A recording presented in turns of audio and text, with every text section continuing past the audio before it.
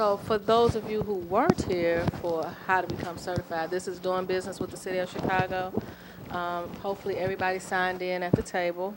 We have a construction summit coming up on February 4th. The flyer for that is out there. It is at South Shore Cultural Center next Thursday from 9 to 1. So if you're in any type of construction industry, business, we recommend that you come out for that because we will be giving out information on construction projects for 2016.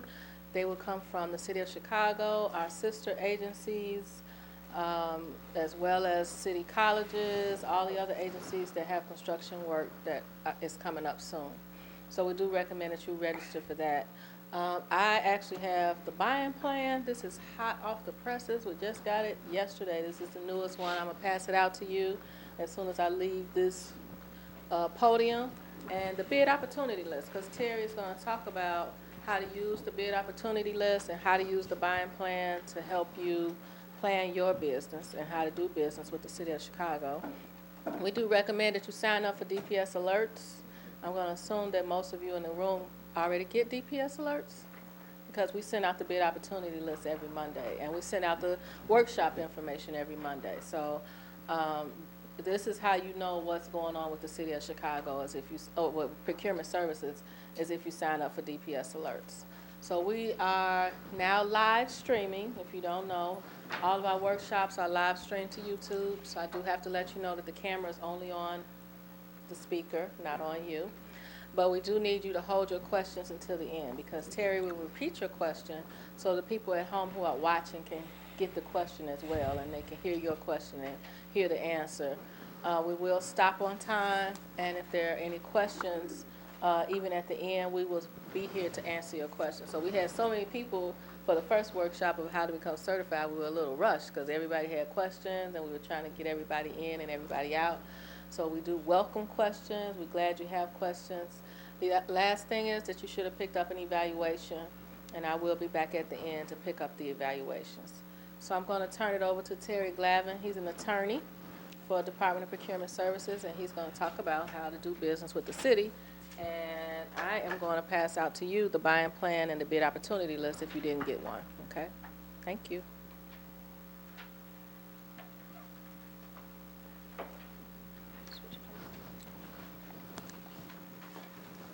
Good afternoon. On behalf of Mayor Rahm Emanuel and Commissioner Jamie Reed, the Chief Procurement Officer for the City of Chicago, I want to welcome you and thank you for taking time out of your schedules to participate in this workshop. I'll do my best to make it as informative as possible. And at the end, if you have questions, please feel free to ask and I'll give you the best answers I can. Also, after this workshop, please feel free to reach out to me in the future as a resource at the city. What I'll do is I'll give you my email and a number where you can reach me at the office. And if I can help you in the future, I'll be glad to do so. And if I feel there's a better resource than myself, I'll do my best to identify that resource for you. So first, let's start with my email address. It's my name, so it's terrence.glavin at cityofchicago.org. That's TERRENCE.GLAVIN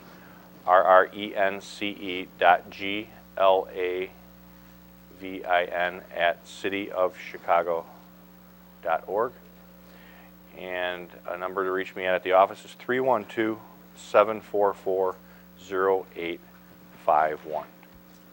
So after today, please, yes, again, the number is 312-744-0851. So please feel free to reach out to me in the future as a resource. Now, today we're going to learn about doing business with the City of Chicago. In order to get that started, I think it's a good idea for you to know a handful of topics. One is a little bit about the mission of the Department of Procurement Services, the laws that govern the procurement process. Those are the laws, policies, and procedures that we live by when we put contracts into place. What are the types of procurement that we use? Talk a little bit about certification. Now, mind you, there are other workshops that focus on certification and compliance, so I encourage you to check the workshop schedule and see if there's more detailed certification workshop that might be applicable to your business. Also, there are workshops, as I mentioned, for contract monitoring and compliance. I will talk a little bit today about some programs and bid incentives. Again, there are workshops that get into more detail. I teach one of those workshops, which is on bid incentives. And then lastly, I'll go through navigating the DPS website and take Q&A, take some questions, and hopefully provide good answers to you at the end of the session. So, the Department of Procurement Services. We are the contracting authority for the City of Chicago, and it is our responsibility to put contracts into place on behalf of the city. And it is our job to do so in accordance with law, to make sure the process has integrity, that everybody has fair, equal opportunity to compete for city contracts. Now, little side tip. I try to throw in a few side tips during this workshop. We are the procurement authority for the City of Chicago. Keep in mind there are other governmental units that you might think we purchase for, but they actually may have their own purchasing authority. CTA, Chicago Park District, Metropolitan Pier and Exposition Authority. They are their own governmental units, and they have their own purchasing authority. They have their own websites. They have their own advertisements and opportunities. The reason I mention it in today's workshop is because you're looking, I'm sure, for opportunities, and our sister agencies offer additional opportunities. They are perhaps advertised separately, posted separately on the internet, and you don't want to miss them by being unaware that they are out there. So I encourage you to go to the websites and look for their opportunities as well.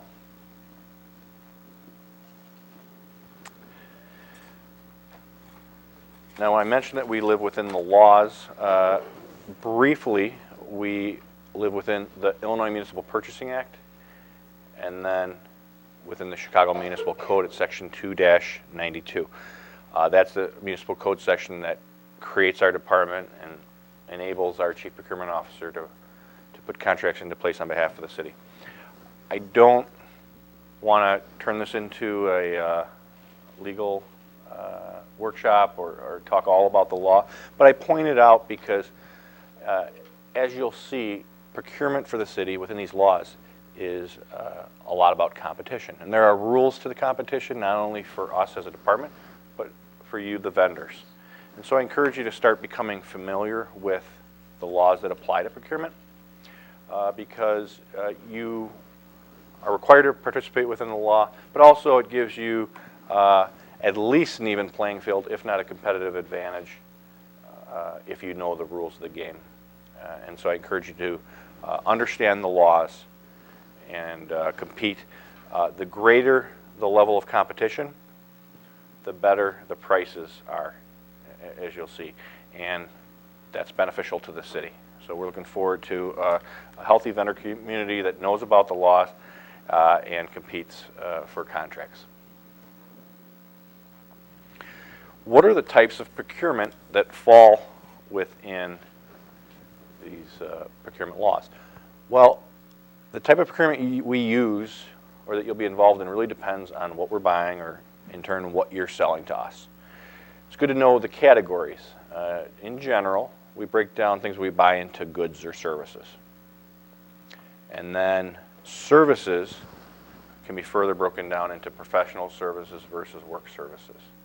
And these categories are important because it determines how we can advertise a opportunity and what type of competition is going to take place. Now, items can be broken down even further. By law, if purchases are going to be under $100,000 total on a contract, it's considered a small order. And there are less formal requirements on how we can solicit bids. If we are buying commodities in general, we use competitive bid process, where we award contracts to the lowest responsive and responsible bidder. If we follow a request for a proposal process, it probably means we're looking for professional services. And if we are looking for professional services, we follow this process, and it's not just to the lowest bidder that we award the contract, but it is to the vendor that will provide the service at the best value. So it's sort of a combination of factors that go into awarding an agreement as a result of an RFP. Request for qualifications is when we need a pool of vendors, typically professional service providers, and we want to have them in a pool so that when projects come due, we can award work to vendors through what we call task orders. Those are sort of project by project mini contracts that are project specific, and they're within the master agreements that are awarded as a result of an RFQ. Lastly, there's job order contracting. Is anyone in here, show of hands, in construction? 2 gentlemen in construction, 3 gentlemen in construction. The JOC program is for generally small to medium-sized construction projects. It is slightly different than our normal procurement process. I won't go into a lot of detail here, but I want to flag it because we have a JOC workshop. And not everybody's interested in JOC because not everyone's in construction. And not everyone in construction is interested in the type of projects that JOC lends itself to. But if you are, check out the workshop schedule, and you will find there's a JOC workshop that might be of interest to you. So I encourage you to watch that. Mind you, as I keep mentioning workshops, other than this one, we stream all our workshops now. So in addition to being able to come here and be a participant in person, you can also attend the workshops by checking them out online according to our workshop schedule. So keep in mind that you can do that. You can also revisit today's presentation because we keep the workshops posted. You'll be able to revisit today's presentation in case you forgot something or there's something that you wanted to go back to. Now, small orders. What are some of the keys to small orders? If you're a vendor that's selling in amounts that are going to be less than $100,000, keep in mind, again, there's no formal bid specification or public advertisement required. We can actually receive quotes by law, by telephone, fax, written quotation, and based on posts on the DPS website. City of Chicago certified MBE, WBE vendors are solicited first, and MBE, WBE compliance is required for bids over $10,000. Now, I just threw out the acronym MBE, WBE. Show of hands. Who knows what I meant by MBE, WBE? Almost everybody. So I'll quickly discuss it. But again, there is a specific workshop all about how to get certified MBE, WBE, and also about compliance. So really quickly for this high-level view in this workshop, MBE stands for Minority Business Enterprise. WBE stands for Women-Owned Business Enterprise. There's also DBE, Disadvantaged Business Enterprise, and there's ACDBE, Airport Concession Disadvantaged Business Enterprise. I always have to practice saying that over and over because I sometimes get tongue-tied. But the DBE, just so you know, is kind of like MBE, WBE combined. It's for federal projects. It's federal laws that apply to DBE. Typically, if it's city-funded, you'll have MBE, WBE certification that is involved. That's a local certification. If you're working out at the airport and you're a DBE, because there's federal funds out there, it's ACDBE, Airport Concession Disadvantaged Business Enterprise. There's also BEPD, Business Enterprises owned by people with disabilities. And then we have some programs for veteran-owned businesses as well. So there are certifications. But let's focus right now on the MBE, WBE. There are municipal code goals of awarding 25% of projects to MBEs and 5% to WBEs, generally on projects. Now there are differences if it's construction versus non-construction, but the point of the goals is that there is going to be a goal of achieving a certain level of participation on city contracts so that MBEs, Minority Business Enterprises, and WBEs, Women-Owned Business Enterprises, get an opportunity to provide real work or provide real services on projects and receive real pay in return.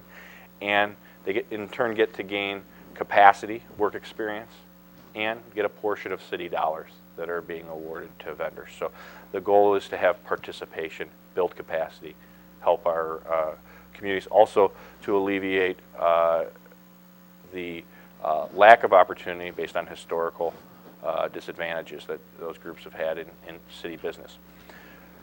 So how does it work? Say there's a contract for $100,000, a round number. If you have MBE, WBE requirements in the contract, then $25,000 of the work will be performed by an MBE. 5% would be performed by a WBE. So $5,000 would be received for 5% of real work for the WBE, and 25% of the funds would be paid to an MBE based on real work. That's generally how it works. Keep in mind, when we advertise and you come in and pick up a bid package talking about a project, these requirements will be outlined in the bid package. You'll be able to read through that bid package and see all these requirements. Now, what about when we have a project that's over $100,000? Well, the law treats it a little bit differently. More formal requirements. We advertise the opportunity in the Chicago Sun-Times newspaper in the classified section. We post the opportunities at our department's webpage, cityofchicago.org/procurement. We also make hard copies available here in the bid and bond room. Bid solicitation period is 10 to 30 calendar days, and a deposit may be required for some bids. Now, when you bid, there might be a bid bond, for example. There might be a requirement if it's construction related, and for some other matters, that there's a performance and payment bond that's required for the project. There's a separate workshop on bonding that I present. So again, check the workshop schedule and you'll see those opportunities for additional learning. As I'm talking about advertisement, keep in mind there are two great items which I believe you've been handed. One is a buying plan that's been put out by the Department of Procurement Services. That is a projection of the upcoming year of what the city is planning to buy. It's not a commitment to buy, but it is a projection. It's a good learning tool. It gives you sort of an idea of what the city plans to buy. Might help you with your sourcing, how to plan to get geared up for potential bids or opportunities that are coming up in the future. Also, we have a tabulation of bids. You can see how you can learn a little bit about how other vendors have priced their bids in the past. And there's also a hard copy list of bid opportunities that are coming up. Again, that's available here. If you don't have a handout, if maybe you arrived a little bit late or you didn't receive one, please check in with me after the presentation. I'll make sure you have whatever materials it is that you need.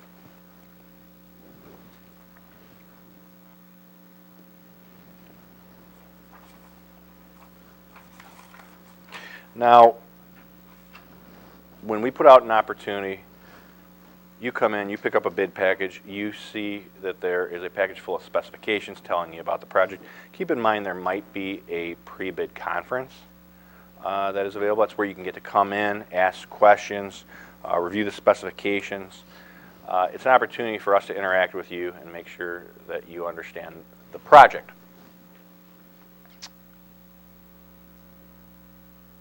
There we go. And if we, at that pre-bid, realize that there may not be a complete understanding of the specifications, we might issue a clarification to vendors that have signed up to take out that bid package. If, as a result of the pre-bid or otherwise, we realize that those specifications might actually need to be changed a little bit, we might issue an addendum notifying you about it. And when you submit your bid, you'll acknowledge that addendum so that we know you did receive it and that you're aware of it with your bid. So there are a number of components of a pre-bid. Those are some of them. There might even be on-site inspections that occur. For example, if there's a construction site or work in a certain area, for you as a bidder to get to know really what the project's about and put together your best bid or your best proposal, we might have a site inspection if we feel like it's appropriate for vendors to see it. So that's a chance for you to get out and see at ground level what a project is about. If there's no pre-bid meeting, you're encouraged to review the specification, contract documents, and you may contact the Department of Procurement Services and contact the contract administrator who is identified on the bid documents as handling the project. We are happy to respond where and when we can. When you're ready to submit your bid, you're preparing your bid package, practical tip, read every line of every page of the documents in the bid package. Why is that? Well, I mentioned the Illinois law earlier, the Illinois Municipal Purchasing Act. It requires that if we're going to award contracts to the lowest responsible bidder, or if we're doing an RFP even, you have to be responsive and responsible. So what does that mean? Responsible means you're presently capable of performing what we want the way we want it. How do you know what we want? It's all there in the specifications that's in your bid package. Specifications are the document that, or is the document that tells you right down to the detail what we want the way we want it. It specifies what we want. If you can give us presently what we want the way we want it, then you will most likely be found to be responsible. Responsive means that you are, again, giving us what we want the way we want it, including filling out our documents correctly so that we have a reliable bid and so there's no unfairness. So by filling out our documents correctly, it ensures that everyone's getting a fair chance at the process. So in the bid, if it says you have to sign somewhere, please sign the document. If you fail to, that might be a basis for us to reject your bid. If there's a document required, for example, a schedule that identifies what MBE you're going to use or what WBE you're going to use, if that bid package says you must submit a schedule identifying your MBE, WBE subcontractor, and you fail to submit that schedule, that might be a basis for rejection. And you don't want to use your time and money as a business owner or as a part of a company preparing a bid and then losing on a technicality, especially if you're the lowest bidder. And that's a shame for you as a company if you lose your bid because of technicality. And it's a shame for us because if you're the lowest bidder, we want to do business with you. And if we have to reject your bid on a technicality, what happens? We have to go to the next lowest bidder, so we end up spending more. So please, cross your T's, dot your I's, and it's going to help everyone involved. And so these are some of the highlights, some areas. Again, if a document needs to be notarized, make sure you do so. If the person signing is going to be executing the document, make sure it's someone with contracting authority. It can't be, for example, a clerk. It has to be the president of the company, or if it's not the president of the company, we may require you to submit documentation showing the person has signature authority to bind the company. So make sure, again, all your T's are crossed and your I's are dotted. Bid submittal. Include any bid deposit in proper form. A bid fee. If there's a bid fee required, it'll state it in the specifications. Make sure that you submit a bid fee. And I can't emphasize it enough. Be on time. The bid is required to be submitted, or a proposal will be required to be submitted on a certain date, at a certain time, and it has to be submitted in the right place. So read those specifications. If you are 2 minutes late, your bid may be rejected as being, well, maybe rejected as just not, we won't acknowledge it. It's unacceptable because it's just not on time. Non-responsive, yes. You didn't respond at all. So you are non-responsive because you didn't do so on time. Again, it's a shame when you lose out on a project because you were a few minutes late. So plan ahead. Also, on a related matter, whenever you do a project with the City of Chicago, you have to have an online economic disclosure statement filed. That's a disclosure required by law. It's a little bit about who owns the company, if it's a large enough company, who the managers are, executive officers, certifying certain statements about whether or not there's been past defaults on other government contracts, whether or not you've ever been debarred by another governmental unit, in other words, denied the ability to do business. So there's an economic disclosure statement required. I encourage you to get online, register for the economic disclosure statement platform, because you don't want to wait till the last minute and be scrambling to get your EDS filled out when you've got a project you're interested in bidding on. You do have to fill out an EDS for each project you work on, but it's worthwhile getting online and getting yourself familiar with the EDS process. Also, if you see that there are insurance requirements in a project, get working on getting that insurance together. Don't wait till the last minute. And when you follow these steps, you'll be in a better situation. One last suggestion: if you believe you're eligible for MBEWBE certification or any of our other certifications, get started. You don't have to have an opportunity in sight to get your certification application started. And you don't want to identify a great opportunity and realize, oh, I didn't start the certification process. Because the certification process takes time, and you need to be certified, not just eligible, but be certified to meet requirements under MBEWBE and related sections. So get started on those matters, and I think it'll benefit you in the future. So what happens once you submit your bid? We open the bids. Bids are submitted sealed. We open them. We open them Monday through Friday, except major holidays, 11 a.m. here in the bid and bond room. Bids are opened and read aloud. Bids are tabulated. Bid tabulations and bid documents are reviewed for accuracy and completeness. Bid tabulations can be viewed online at our website 24 hours after bid opening. So you submit your bid for a project, and you do so in a sealed manner. No one sees it but you. We open it, and then what you'll be able to see 24 hours later online is everyone else's bid. So you'll get an idea then where you fell in the competition. Now, mind you, we post the bid tabulation, but we still have to confirm responsiveness and responsibility. So just seeing that tabulation up there doesn't necessarily mean that there's a final result, but it lets you know the possibility, the at least initial standing before contract award. The competition's not over though, really, until contract award. That's the day the contract truly is in place. So what's the award process? I think this is good because it gives you a good idea about the idea that there's time between the day you submit your bid and if you're the lowest responsible bidder, that there's a time gap that does exist to the time you'll actually get the award of a contract. And here's why. There is a process of our department determining responsiveness and responsibility.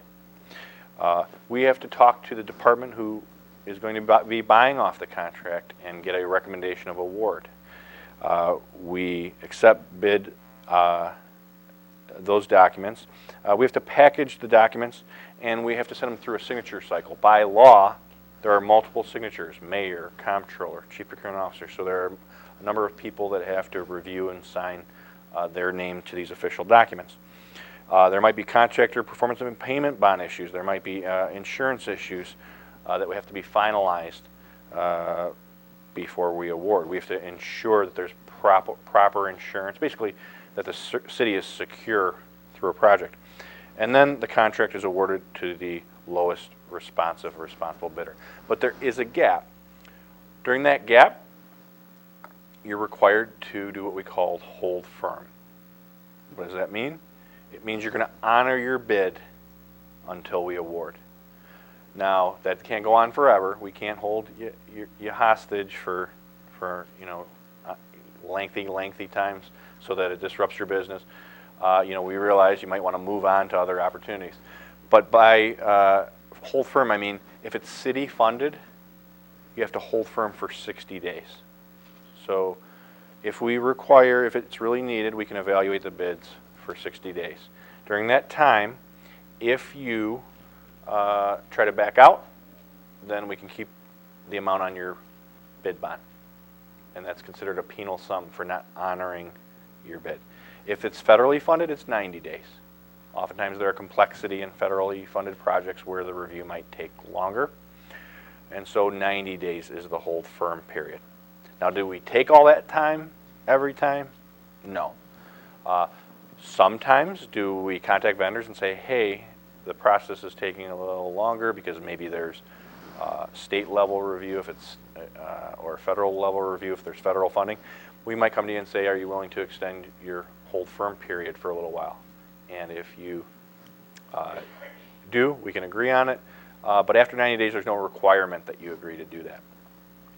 But if you come up early and decide you're going to walk away, then there could be a penal sum. And what's the real reason for that is that we need to know our vendors are taking the matter seriously. We can't go through the process of reviewing these bids, get all excited because we're about to award a contract. We go to you and you say, sorry, not interested. I wasn't serious. I was practicing my bidding techniques, or I found another project in the city of Milwaukee and I'm going to make more money there, so I'm going to ignore my bid. And then we've exhausted our resources, or at least spent our resources, and we got to go back and recreate the evaluation. So it just helps us avoid those situations and allows us to move on once we've gone through the process. Talk about professional services. What are professional services? Professional services are services that are of a somewhat high level of skill. They're recognized in the Illinois Municipal Purchasing Act. And under law, we are allowed to follow a process that allows for a little bit more of a balancing of quality with cost. It's not just to the lowest bidder. And the reason for that is that there are some services that you just don't want to go to the lowest bidder. And I think we all know that even from our personal experiences. Sometimes it is, at least to a certain degree, about value and then balancing that with your budget. And that's what the city does through RFPs. So what's the method? The method is that we draft specifications, we advertise them, and we, instead of low bids, we are looking for vendors to propose to us how they can do the work and how they can do it at the best value. And when we receive those proposals, we have evaluation committees at the city that we form, and they evaluate proposals, they evaluate the document that's submitted, they might meet with all the vendors and have an oral presentation. They might ask questions, get answers, and so that they can learn about the proposal and see why it's the best value. Now, the RFP is typically for awarding one contract to one vendor. If there are situations where you need vendors to be on call because there are a variety of reasons why the work might not begin right away or the work might not be determined yet.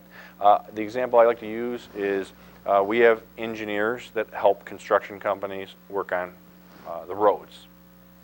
Now there's an example where there are a variety of factors that can dictate when projects are going to be done and when they can get started and stop.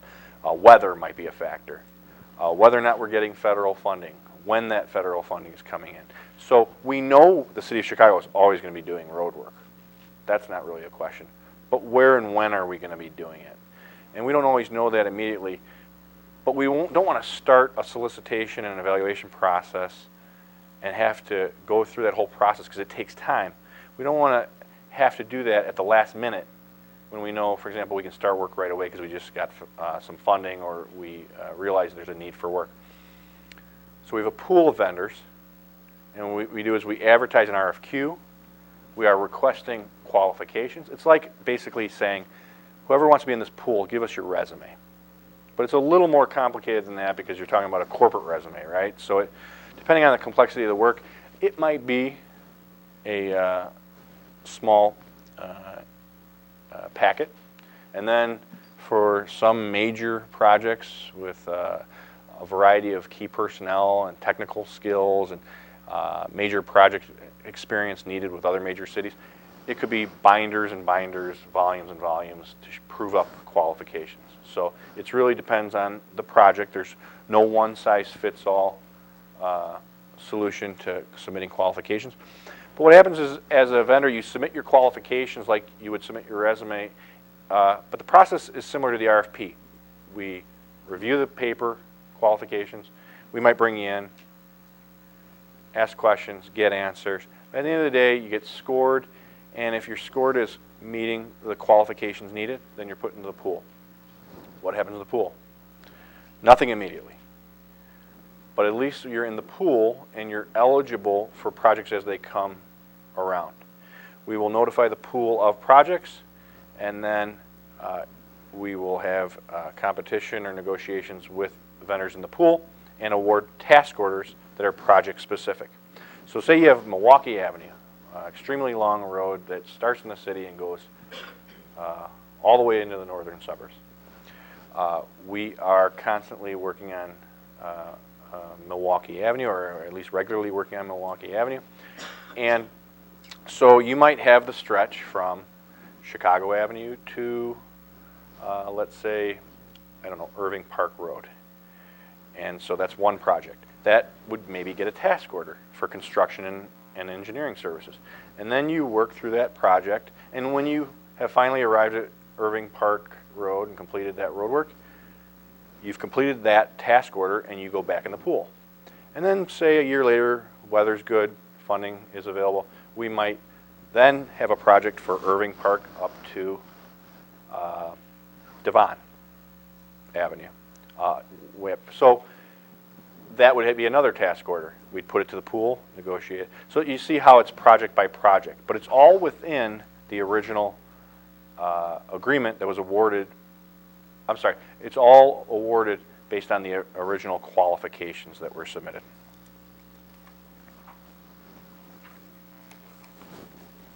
Now, there's a little summary up there. I'm not going to go into much detail on job order contracting because we have our deputy over our construction unit who is a excellent source of information about all the details of JOC, and he teaches his own workshop.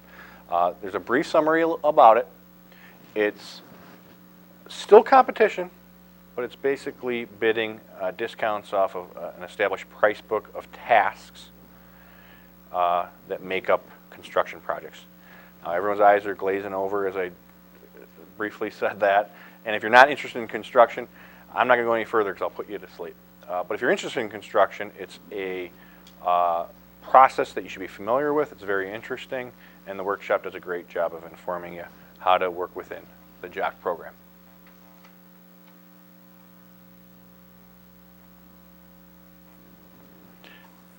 Now, certification.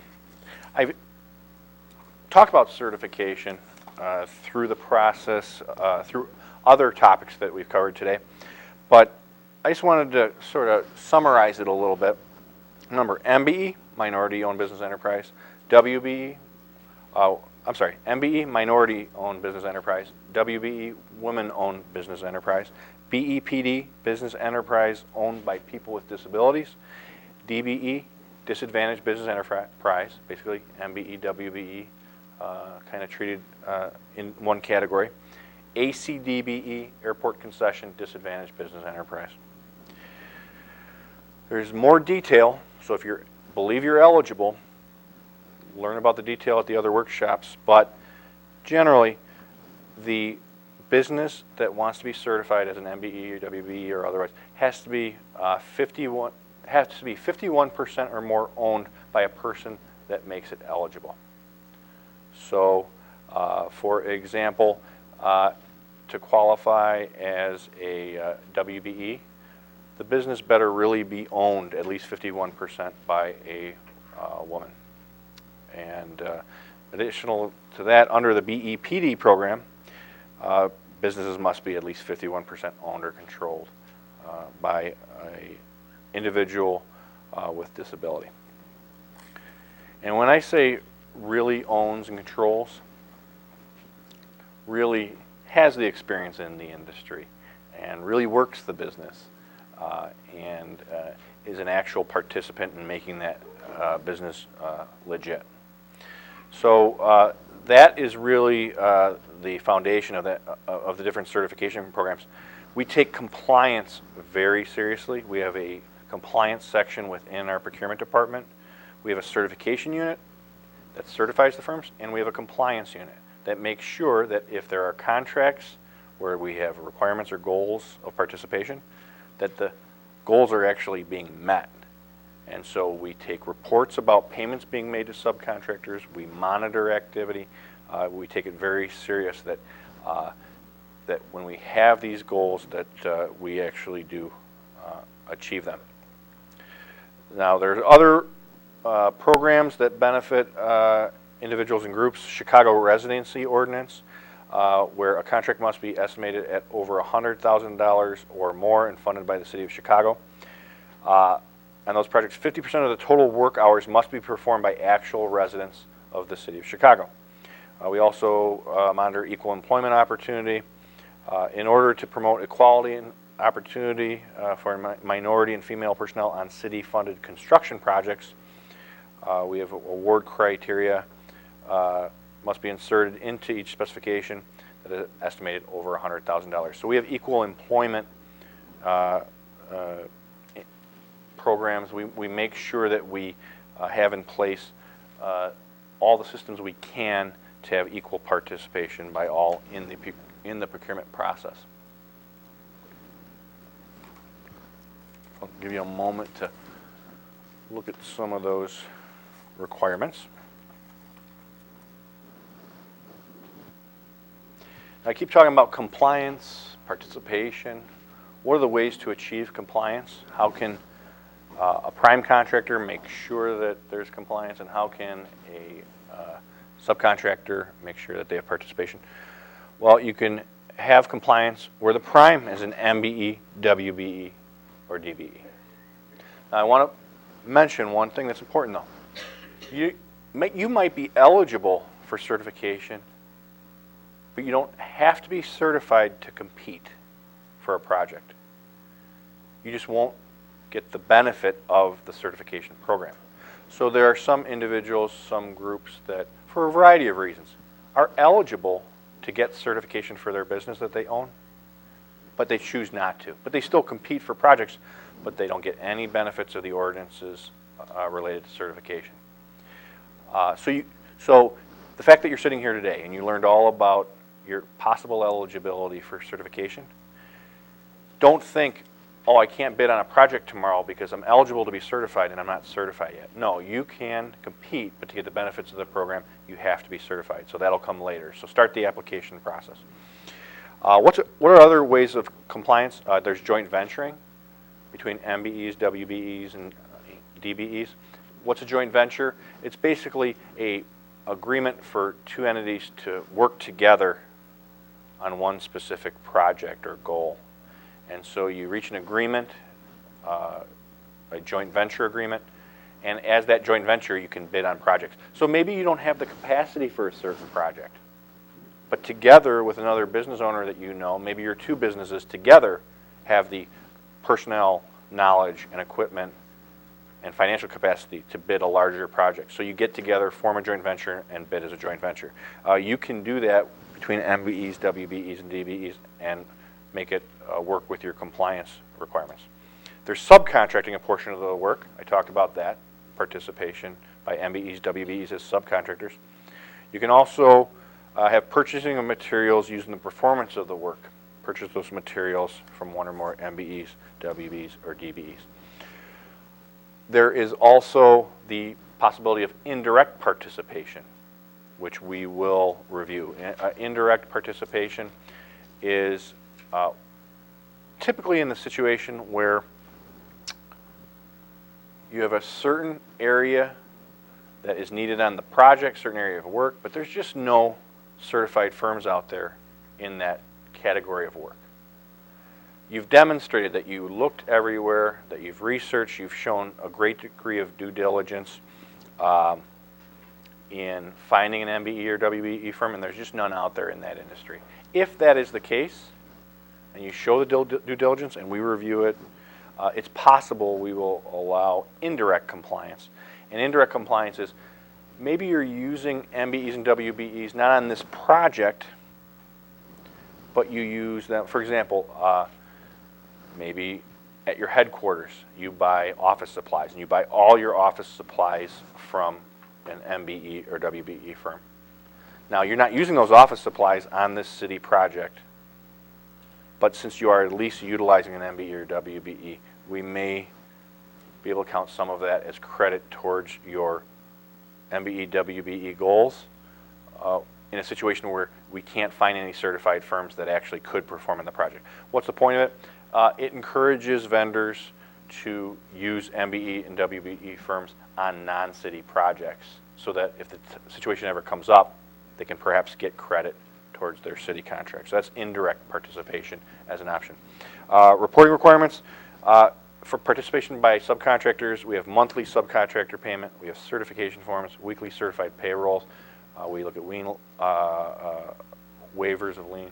So we have reporting requirements, and we do exercise our due diligence on reviewing to make sure there is compliance. I'm not going to get into the detail of each program and bid incentive because, again, I present a workshop specifically detailing each program. But I wanted to throw a summary up there. I'll go over them quickly as far as just titles, because you might see one, hey, that sounds like a program that I might be eligible for, and it'll maybe give you a thought or two about coming into my workshop to get more detail. So we have Small Business Initiative for Construction, SBI. We have a Diversity Credit Program. We have Mentor Protege Program. That's where a mentor firm that's done business with the city works with a smaller firm in a mentor-protege relationship. I can give you a detail about that in the program and bid incentive workshop. We also have, in addition to small business enterprise, we have veteran-owned business enterprise program, business enterprise owned by people with disabilities again. We have incentives for city-based manufacturers, city-based businesses, apprentice utilization. We also have one for alternatively powered vehicles. So that's companies that within their fleet use alternatively powered vehicles that are beneficial to the environment. So there are a number of programs. If any of these seem to be relevant to you, stick around afterwards. I'm glad to talk to you a little more. But most importantly, please go to the workshop about these programs. Now, the DPS website. What can you find there? You can find copies or scanned copies of awarded contracts and modifications. You can see what payments have been made to vendors on existing and past contracts. You can look at bid tabulations, weekly bid opportunities. There's a searchable database of MBE, WBE firms. There are the bid incentives. You can look at our policies, rules, and regulations. Remember I said it's good to get to know the rules of the competition. Not only is it good to know a little bit about the law, at least a little bit, and you should know all the law that applies to you, but you also should know our city policies and procedures, and we list our policies and procedures on our department's website, so please check that out. It's all located at cityofchicago.org/procurement. And if you're having trouble navigating the website, you can contact our outreach personnel. You can also contact me, and we'll be glad to help you out. Just some screenshots so you get an idea of what you'll find. Again, DPS website, you can go to a searchable database. And what I can do is I can tell you, if you go to cityofchicago.org, go to the top of the menu, it says government, and there's a drop-down menu, and it'll show all the different departments in the city. It'll also show the links to sister agencies. Find Procurement Services, click on our link, and when you get to our page, our main page right at the top has an icon that says awarded contracts, right in the middle, towards the top. And you can go to this database by clicking there, and you can look up all types of contracts, current, past. You can see bid tabulation, see what vendors bid on the type of work that you are looking at. It's good research to conduct and gives you a lot of great information. This is just another screenshot. This is the face of that searchable database that I talked about. You can search by vendor name, project description, project number, so there's a variety of ways. You don't need to know everything about the project to get a search result. You can search with just a little bit of information. When you do pull up a contract, this is what you'll see. You'll see a link to the, if you see the Adobe icon and there's a number, you can click on that. It'll literally open up the contract. You can see economic disclosure statements that have been filed by vendors, learn a little bit about what's needed to be disclosed. And so there's a lot of great information there. This is additional screenshot of links to contracts. You can see when they were awarded. You can see when they started, when they ended, or if they're still active. You can search by vendor name alone. So if there's someone in your industry, say for example, you're a subcontractor. You're a small company. You might be certified, you might not be. And you know in your industry that there is a larger vendor that you'd like to do business with. See if maybe they'll hire you as a subcontractor. You know they do city business, and you want to somehow learn about them, figure out maybe how to network with them. This is a good start. You can do searches by vendor name, see what kind of projects they're on, where they've been, and it might be helpful research to you as you network within your industry. And this is another screenshot of searching by vendor. Our commissioner makes it a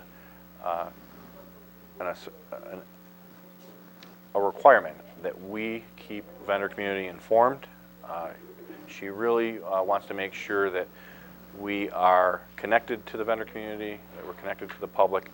And so go to cityofchicago.org/procurement, but also go to social media where we have a good presence at Twitter, on Facebook. Our outreach staff constantly posts updates, and you can learn a lot just by wandering around and following us on social media, connecting with us there, going to our website, and also sign up for DPS Alerts. DPS Alerts is a mechanism for us to get information out to you. I encourage you to sign up for DPS Alerts. There is a handout on the table, several handouts, but one of them is for DPS Alerts. And with that, I want to thank you for taking time out, again, out of your schedules to be here today. I appreciate your attention, and if I can be a reference in the future or a source of information for you in the future, please reach out to me with the contact information I provided at the beginning. And with that, I will open it up for questions and answers if there are any. And I'll be glad to stick around afterwards as well if you would like to speak with me. Yes? Yeah, are there what might be called green initiatives through Chicago and sister agencies with respect to what might be called green products, goods or services? There are green initiatives. One example is the program I mentioned about alternatively powered vehicles. And then there is a green procurement interest and program within our programs and incentives. So what I can do is I can stick around afterwards and give you some information about that workshop, and I'll be able to get into greater detail. But yes, the city does seek to promote its environmental interests, and purchasing is one area where we can do that. Yes?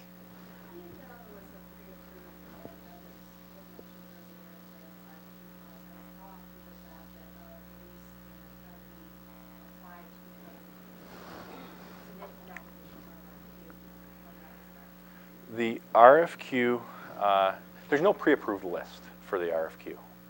And the question is, how do we...